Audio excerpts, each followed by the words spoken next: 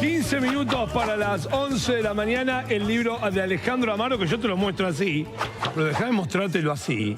Es un laburo inmenso, novelado, la historia de Guy Williams, pero es inmenso un laburo y lo tenemos Alejandro Amaro con nosotros.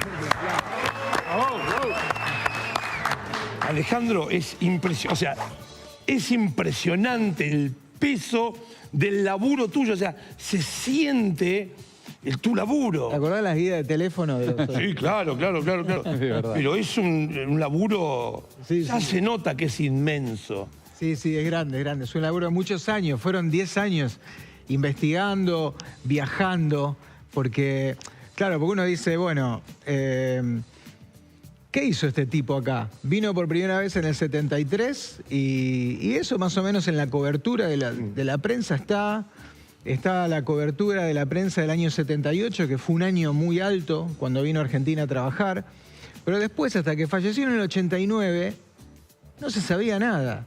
Nada. Nada de nada, o sea, Nada. no laburaba, no hacía exhibiciones. Claro. O tenía algo, él no tenía, no era como marca el zorro, podía ser de zorro, podía hablar de su personaje. Digo, en términos de seguir haciendo guita con lo que hiciste.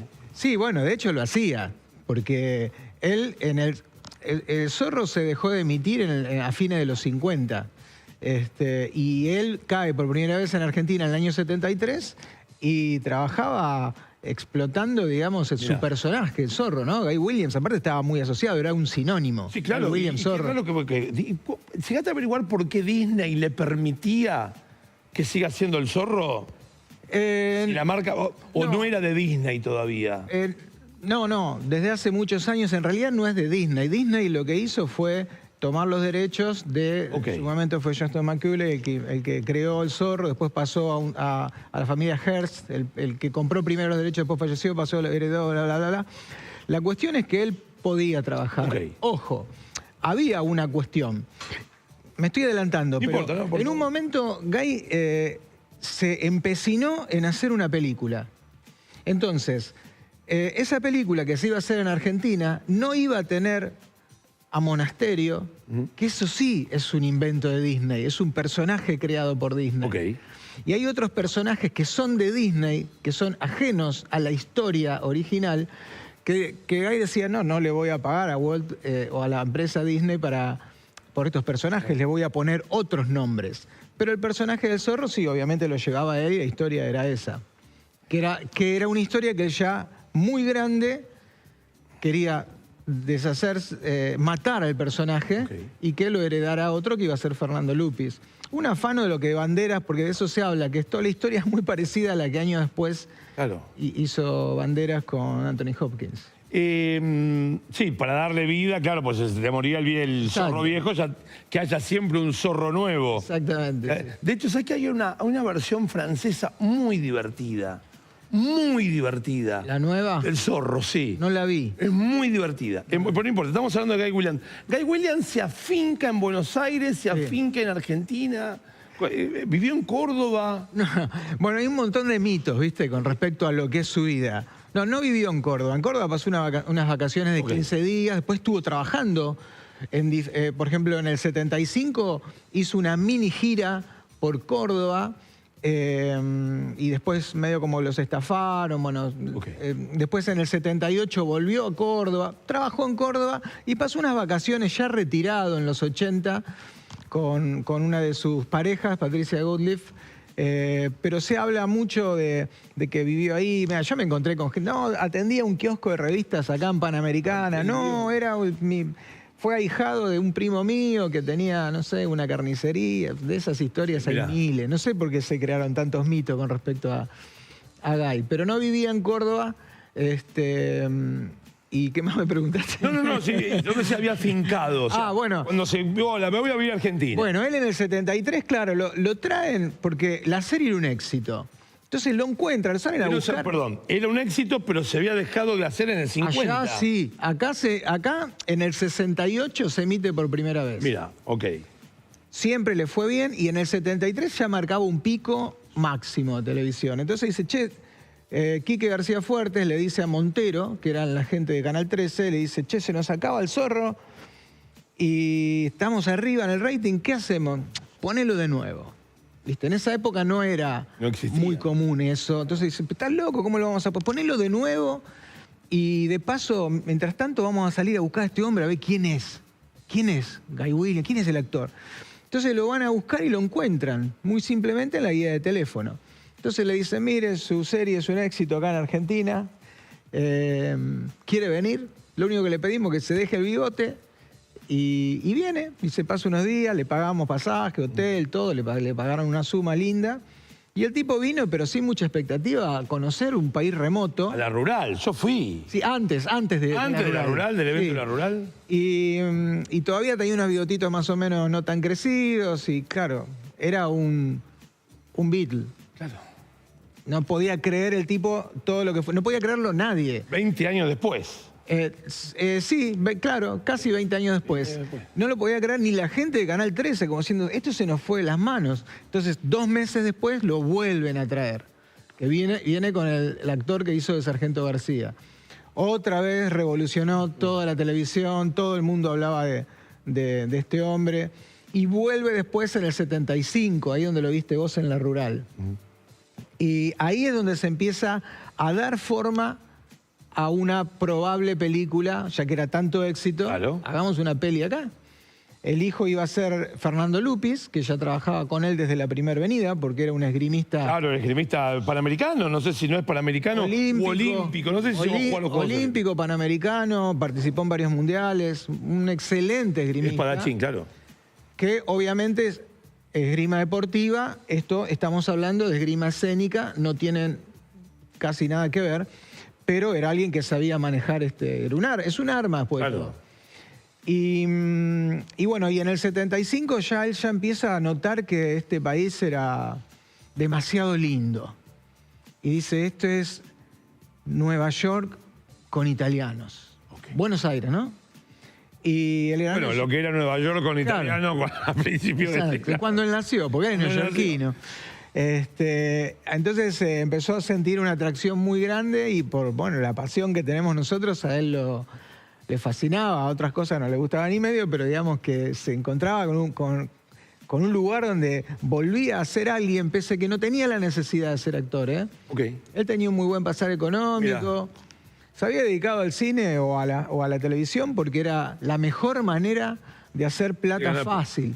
En vez de estar atendiendo una zapatería, él decía, bueno, estoy acá. Todo empezó siendo modelo de fotografía y después se estiró a la televisión. Y esa es su manera, digamos, de vivir. Cómoda, tranquila, pero no necesitaba trabajar para vivir. Entonces decidió quedarse.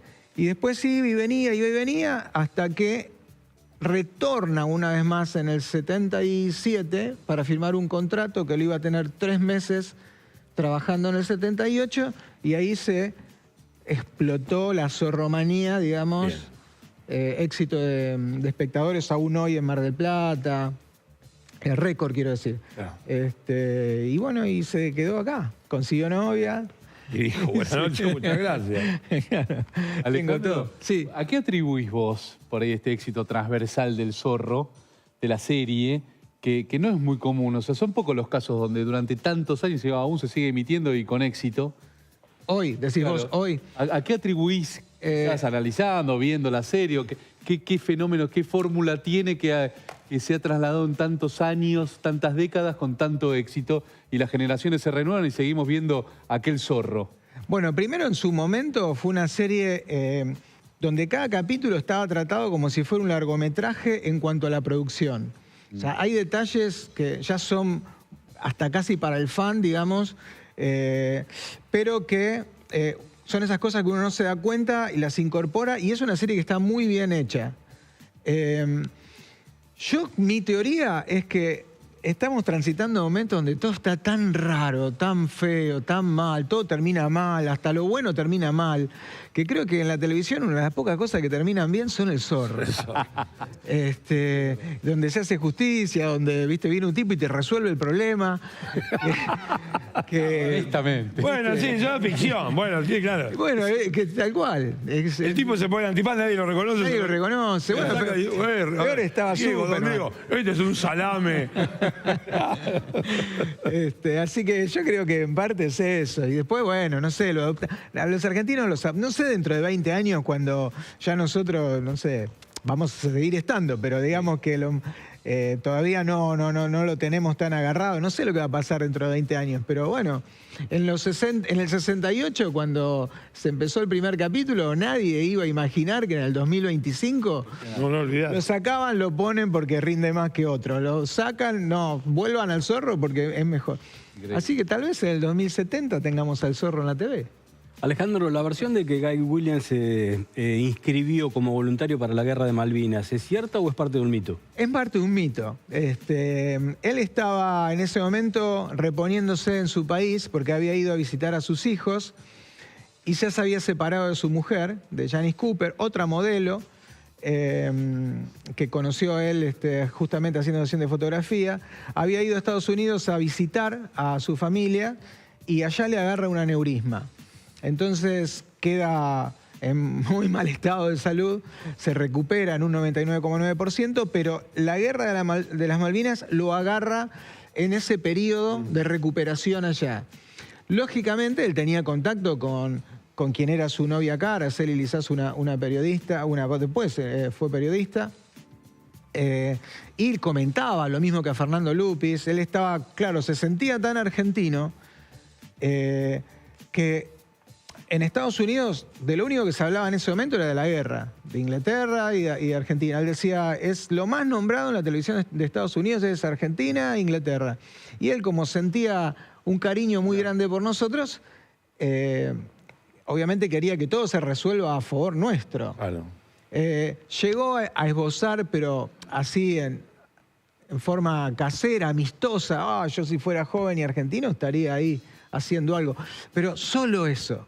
Claro. Solo eso.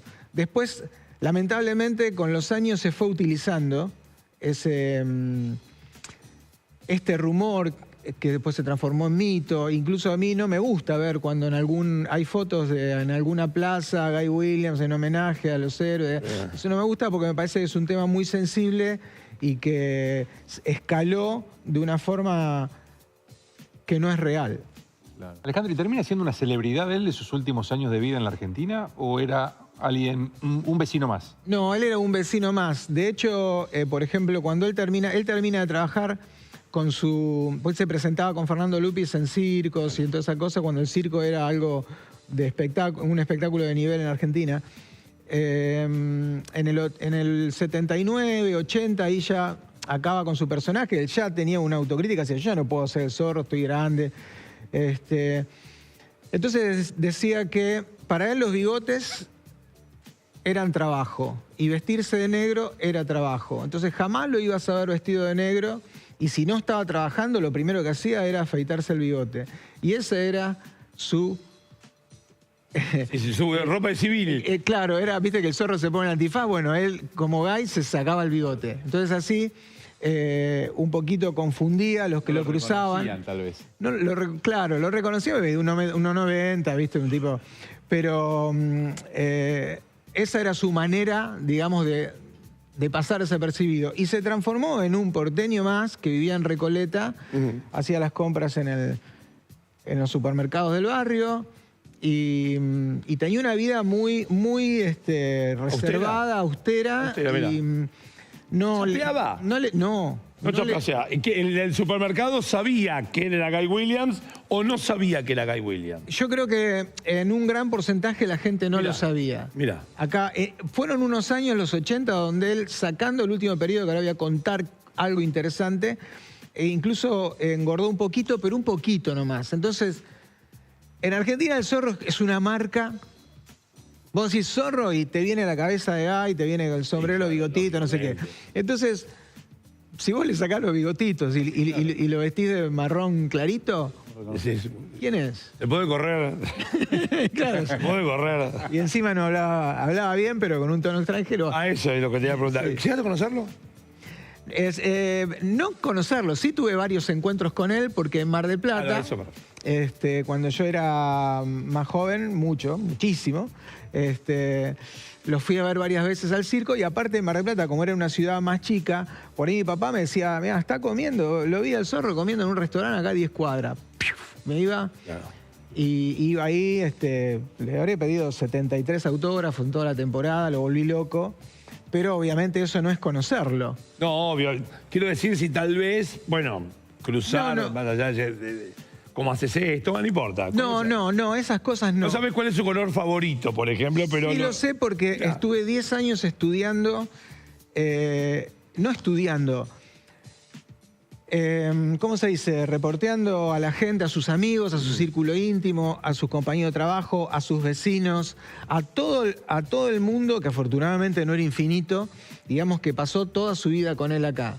Entonces, y todo el mundo coincide en las mismas cosas, no hay contradicciones. Mira eso. Cuando te dicen, no, él era, qué sé yo, le gustaban estas cosas o le gustaba lo otro. O no la austeridad. Todo lo mismo. Todo el mundo era un sello. Parecía como que los había adiestrado a todos para que digan, vos tenés que decir.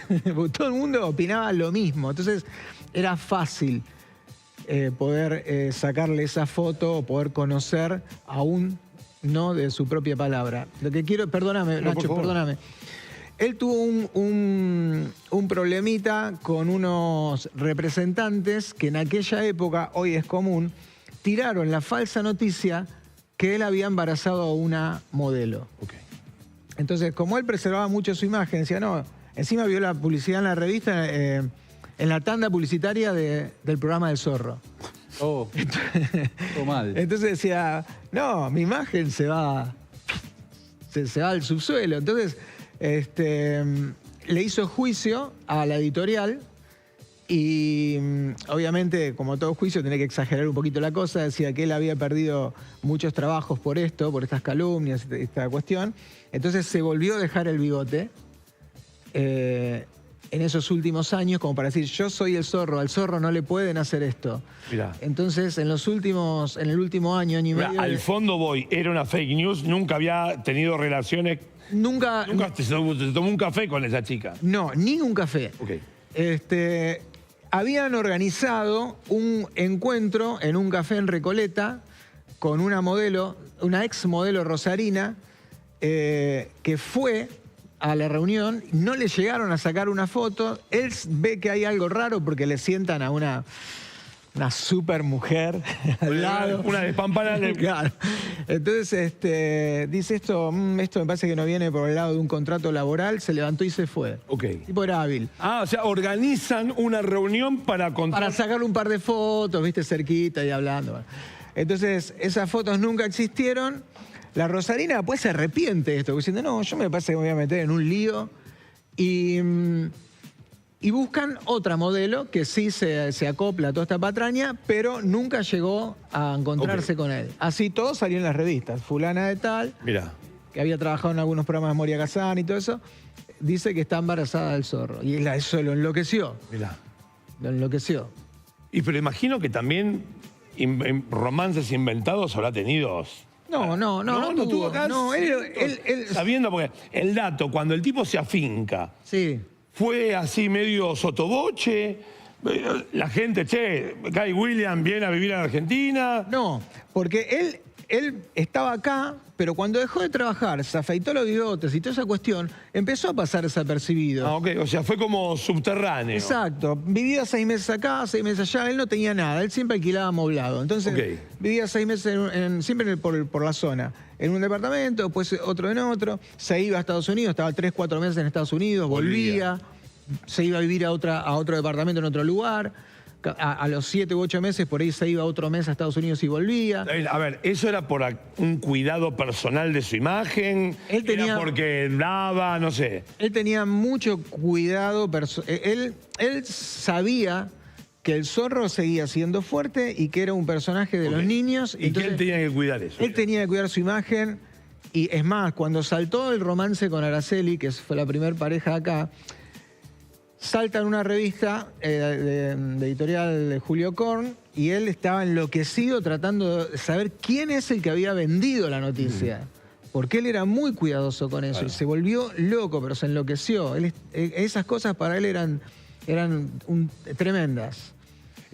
Alejandro, el misterio que envuelve los últimos días de Guy Williams. Sí.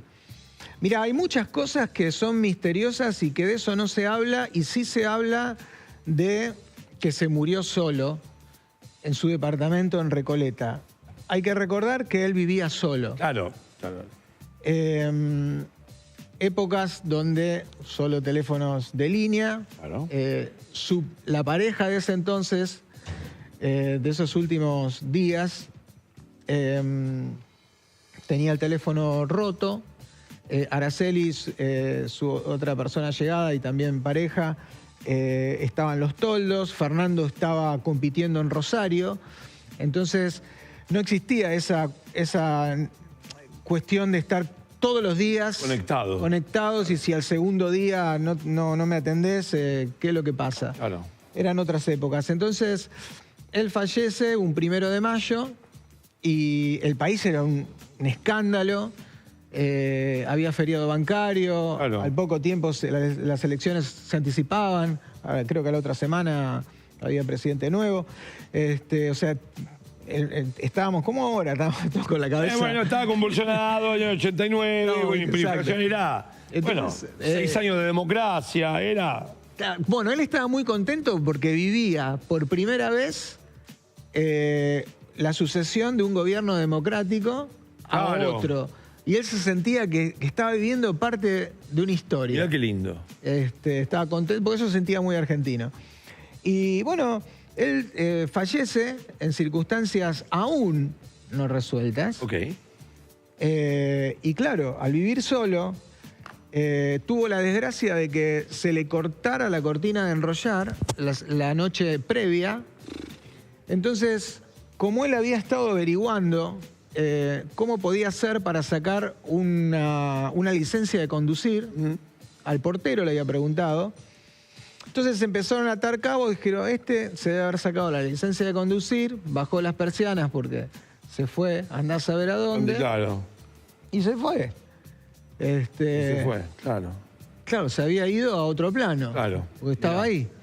Y se enteraron días después lamentablemente por... El olor. Por el olor, exacto. Él siempre decía, porque él no le daba las llaves a nadie, era tan reservado que nadie tenía las llaves de su casa, ni sus parejas. Entonces decía, pero si te pasa algo, ¿qué vas a hacer? Nada, y ya se van a enterar por el olor, decía él. ¿Miró? Y así fue. A ver, Alejandro, este es un libro de un laburo inmenso que te lo tenemos que comprar a vos. A mí. ¿Acá ahora? No. ¿Dónde? No, acá ahora no. ¿Dónde? Bueno, el libro tiene sus propias redes. Tanto en Instagram, El Zorro en Argentina, como Facebook, El Zorro en Argentina, su historia secreta. ¿Por qué decimos a vos? Porque vos lo imprimiste, vos lo etiquetás. O sea, lo hiciste todo vos. No es que hay alguien que laburó para imprimirlo. Soy el distribuidor, porque si no este libro saldría el doble si lo hubiese agarrado una editorial, o sería la 3/4 parte.